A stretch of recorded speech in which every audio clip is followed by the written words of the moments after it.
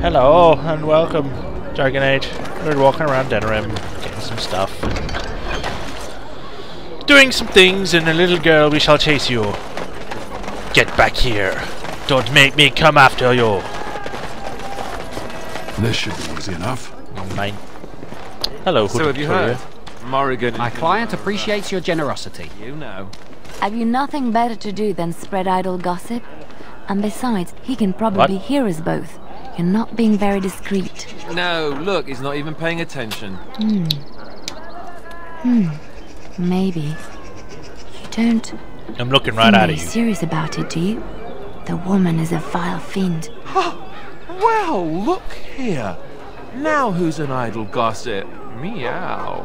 You're the one who started this, I might remind you. And I'm ending it. But we broke up, so your comments are invalid. They say you can get anything here. I once got pickpocketed. I bought a confection of spun sugar here once. Spun sugar? It got stuck in my hair. Made it hard to come out. But it was very tasty for a few days. I once had my portrait painted by an artist in the square here. It wasn't very good. You here to report another crime? I swear we should just cordon off the entire district. Oh, can I help you, Warden? Is the market district really that bad? The lower market isn't deemed important by the captain of the guard, even less with Al Howe in charge. So when I finally get the new men I request, I get the delightful surprise of discovering their Lord Such-and-Such's illegitimate, untrained, moronic whelps.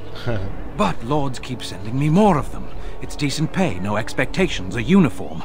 So I have a legion of bastards to protect the market from pickpockets, stabbings, and whatnot. And Al Howe's specially picked men are the worst of the lot. How are they the worst? With the bastards, I just have to worry about dicing, the odd bit of drool, or yelling at them too loudly and hurting their poor feelings, and then getting chewed out by their noble fathers. But I swear, the Arl's men are more criminal than the miscreants we occasionally arrest. Some of them are the criminals we have to arrest.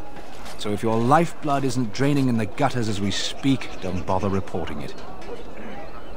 How do you know who I am? Your likeness was passed around to the senior guardsman at the palace. I must say, the sketch didn't do you much justice.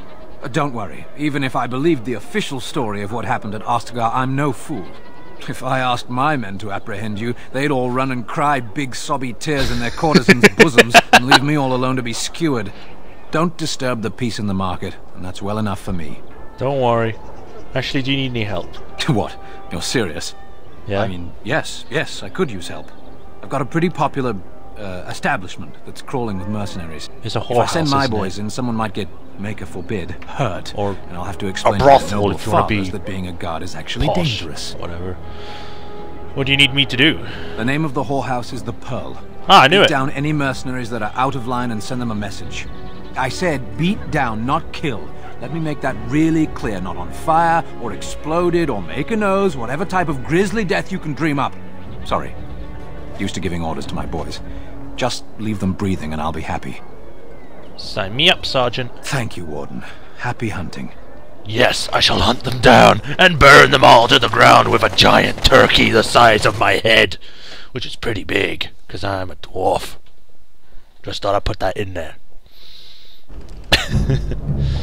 Right. Now it's to talk to the people that I like in this place. Heron. Welcome, friends. Welcome to Wade's Emporium. We have the finest armors in Denerim, maybe in all of Ferelden. How may we assist you? Let me see what you have for sale. Certainly. You have no weapons. Sell these ugly boots. Yeah. Alright, what you got? Helmet, party gold. Knight's helmet. Blah blah blah blah blah blah blah. Alright then.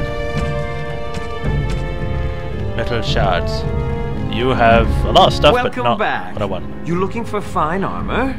Tell me about Wade. You're obviously not from around here. I'm a dwarf. Wade is possibly the most brilliant armor smith in all of Ferelden. That's not true, Heren. The dwarves of Orzammar make the finest armors around. Damn right. These piles of rust droppings you force me to make are worthless compared to their work. Damn right. You never let me have the time, the materials to make something special. Customers expect their armor in a timely fashion, not years late like the last I time. expect them to be That well happened made. once, just once, and you never let it drop. Smiths of my people pass work over generations, centuries. Centuries? You hear that, you young mutt? Centuries? What's an extra year here and there to make something wonderful? Thank you, dwarf. Your fine point has made my life so much richer. Could you tell me about the city? The city is full to bursting. With people from the country coming, trade is thriving. Especially those that deal in weapons and armor. Master Wade is especially in demand. Farewell. Come again. You guys might want to come. I might as well come back here later, because this guy can make some good stuff. Corinne, the bloody customers are bothering me again. What do I pay you for, anyhow? Sorry. Wade is a genius. Truly, you will be astonished by his work. But he doesn't deal with customers. If you need anything, please ask me. And tell him I don't want anyone looking over my shoulders either. I'm thinking, blast it all.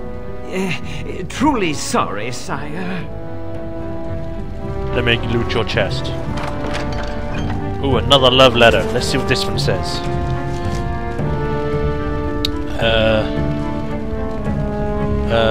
Miss Ambrose.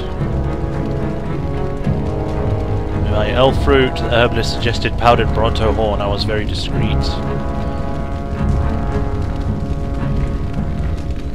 To one's paramour, when last we embraced, one noticed the redolence of another's company, but one was unmindful. His most eminent Sir Firth Hapsmith Oswald III. Cool, what's the quest? Okay.